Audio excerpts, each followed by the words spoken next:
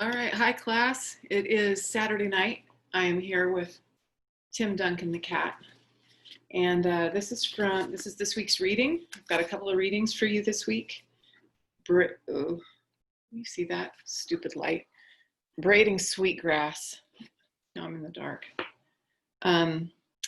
This week's reading's called An Offering. All right. It starts with a little italicized prologue. Our people were canoe people until they made us walk, until our lakeshore lodges were signed away for shanties and dust.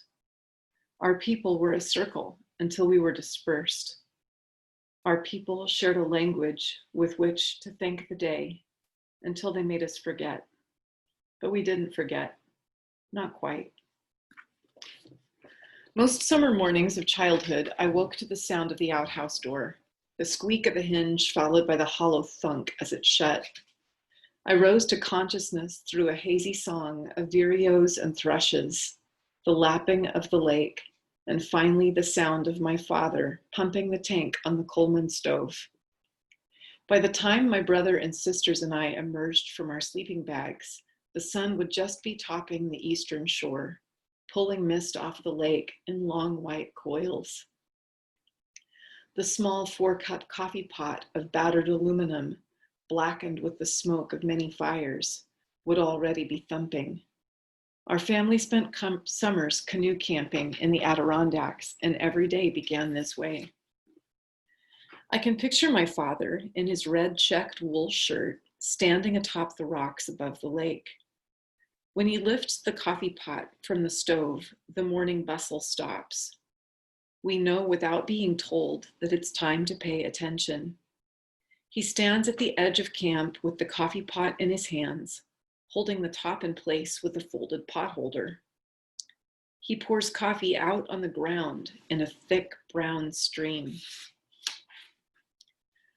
The sunlight catches the flow, striping it amber and brown and black as it falls to the earth and steams in the cool morning air. With his face to the morning sun, he pours and speaks into the stillness. Here's to the gods of Tahawas. The stream runs down over smooth granite to merge with the lake water, as clear and brown as the coffee. I watch it trickle, picking up bits of pale lichen and soaking a tiny clump of moss as it follows a crack to the water's edge. The moss swells with the liquid and unfurls its leaves to the sun. Then and only then does he pour out steaming cups of coffee for himself and my mother, who stands at the stove making pancakes. So begins each morning in the North Woods, the words that come before all else. I was pretty sure that no other family I knew began their day like this, but I never questioned the source of those words, and my father never explained. They were just part of our life among the lakes. But their rhythm made me feel at home, and the ceremony drew a circle around our family. By those words we said, "Here we are," and I imagined that the land heard us, murmured to itself, "Oh, here are the ones who know how to say thank you." Tahawas is the Algonquin name for Mount Marcy, the highest peak in the Adirondacks. It's called Mount Marcy to commemorate a governor who never set foot on those wild slopes. Tahawas, quote, the cloud splitter, is its true name, invoking its essential nature. Among our Potawatomi people, there are public names and true names. True names are used only by intimates and in ceremony. My father had been on Tahawas's summit many times and knew it well enough to call it by name, speaking with intimate knowledge of the place and the people who came before. When we call a place by name, it is transformed from wilderness to homeland. I imagined that this beloved place knew my true name as well, even when I myself did not. Sometimes my father would name the gods of Forked Lake or South Pond or Brandy Brook Flow, wherever our tents were settled for the night. I came to know that each place was inspirited, was home to others before we arrived and long after we left. As he called out the names and offered a gift, the first coffee, he quietly taught us the respect we owed these other beings and how to show our thanks for summer mornings. I knew that in the long ago times, our people raised their thanks in morning songs, in prayer, and the offering of sacred tobacco. But at that time in our family history, we didn't have sacred tobacco and we didn't know the songs. They'd been taken away from my grandfather at the doors of the boarding school. But history moves in a circle, and here we were, the next generation, back to the loon-filled lakes of our ancestors, back to canoes. My mother had her own, more pragmatic ritual of respect, the translation of reverence and intention into action. Before we paddled away from any camping place, she made us kids scour the place to be sure it was spotless. No burnt matchstick, no scrap of paper escaped her notice. Leave this place better than you found it, she admonished. And so we did.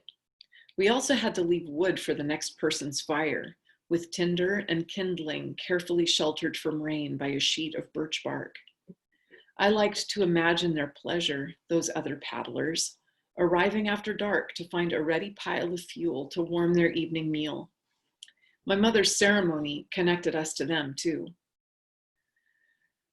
The offering was made only under an open sky and never back in town where we lived. On Sundays, when other kids would go to church, my folks would take us out along the river to look for herons and muskrats, to the woods to hunt for spring flowers, or on picnics. The words came along.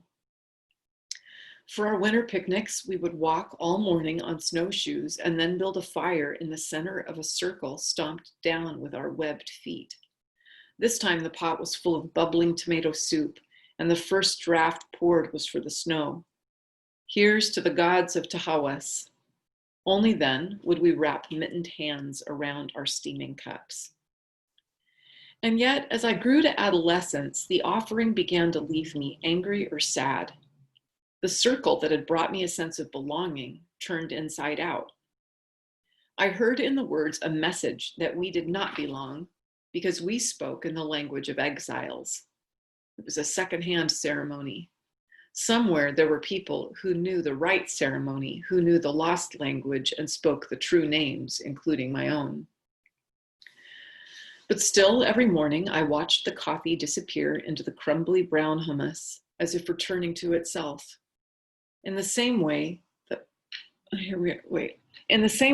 flow of coffee down the rock opened the leaves of the moss, ceremony brought the, oh boy, I don't know how to pronounce this word. Quiescent? To look that up. It's one of those words you're used to seeing in print, and then you don't know how to pronounce it until you're reading. All right. Opened my mind and heart to what I knew but had forgotten. The words and the coffee called us to remember that these woods and lakes were a gift. Ceremonies large and small have the power to focus attention to a way of living awake in the world. The visible became invisible, merging with the soil. It may have been a secondhand ceremony, but even through my confusion, I recognized that the earth drank it up as if it were a right. The land knows you, even when you're lost. A people's story moves along like a canoe caught in the current, being carried closer and closer to where we had begun. As I grew up, my family found again the tribal connections that had been frayed, but never broken by history. We found the people who knew our true names. And when I first heard in Oklahoma the sending of thanks to the 4 directions at the Sunrise Lodge, the offering in the old language of the sacred tobacco, I heard it as if in my father's voice. The language was different, but the heart was the same. Ours was a solitary ceremony, but fed from the same bond with the land, founded on respect and gratitude. Now the circle drawn around us is bigger, encompassing a whole people to which we again belong. But still the offering says, here we are. And still I hear at the end of the words, the land murmuring to itself, oh, here are the ones who know how to say thank you. Today my father can speak his prayer in our language, but it was, here to the gods of Tahawas, that came first in the voice that I will always hear. It was in the presence of the ancient ceremonies that I understood that our coffee offering was not secondhand, it was ours. Much of who I am and what I do is wrapped up in my father's offering by the lake shore.